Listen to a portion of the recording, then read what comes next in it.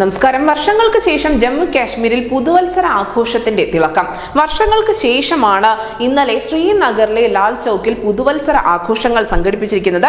ജമ്മു കാശ്മീരിലെ ടൂറിസം വകുപ്പിന്റെ നേതൃത്വത്തിലായിരുന്നു വിപുലമായ ആഘോഷ പരിപാടികൾ സംഘടിപ്പിച്ചത്. മാത്രമല്ല, ശ്രീനഗറിലെ ഖഡാഘറിൽ പുതുവത്സര സംഗീത പരിപാടി ഉൾപ്പെടെ നടത്തുകയും ചെയ്തിരുന്നു. ഈ പുതുവത്സര ആഘോഷങ്ങളിൽ പങ്കെടുക്കുന്നതിന് വേണ്ടി ആയിരക്കണക്കിന് ആളുകളാണ് തടിച്ചുകൂടിയത്.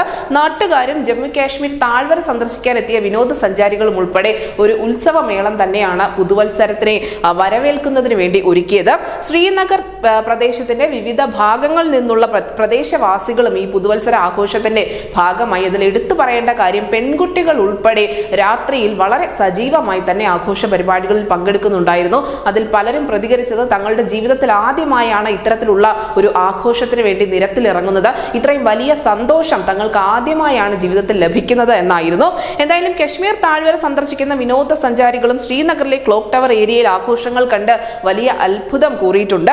ഗുൽമാർഗ്, പഹൽഗാം, സോൻമാർഗ് തുടങ്ങിയ ടൂറിസ്റ്റ് റിസോർട്ടുകൾ പൂർണ്ണമായും വിനോദസഞ്ചാരികളെ കൊണ്ട് നിറയുകയും ചെയ്തു. താഴ്വരയിൽ വിനോദസഞ്ചാരികളുടെ എണ്ണം അനുദിനം വർദ്ധിച്ചുകൊണ്ടിരിക്കുകയാണ്. കശ്മീർ താഴ്വരയിൽ ഉടനീളം പുതുവർഷത്തിന്റെ തലേന്ന് നിരവധി ആഘോഷ പരിപാടികൾ ടൂറിസം വകുപ്പ് വളരെ സജീവമായി തന്നെ സംഘടിപ്പിക്കുകയും ചെയ്തിരുന്നു. എന്തായാലും ഗുൽമാർഗിലെ പ്രധാന റിസോർട്ടുകളിൽ പുതുവത്സരം ആഘോഷിക്കുന്നതിന് വേണ്ടി ഇന്ത്യയിൽ നിന്നുള്ള വിനോദസഞ്ചാരികളും വിദേശികളായ സഞ്ചാരികളും എത്തിക്കൊണ്ടേയിരിക്കുകയാണ്. അങ്ങനെ ആർട്ടിക്കിൾ 370 പിൻവലിച്ചതിന്റെ മെച്ചം എന്ത് എന്ന് രാജ്യം ഒന്നടങ്കം BJP എന്ന പാർട്ടിയോട് ചോദിക്കുമ്പോൾ അവർക്കുള്ള ഉത്തരം കൂടിയാണ് ജമ്മു കാശ്മീരിലെ ഈ ഉത്സവമേളം. News desk India Malayalam.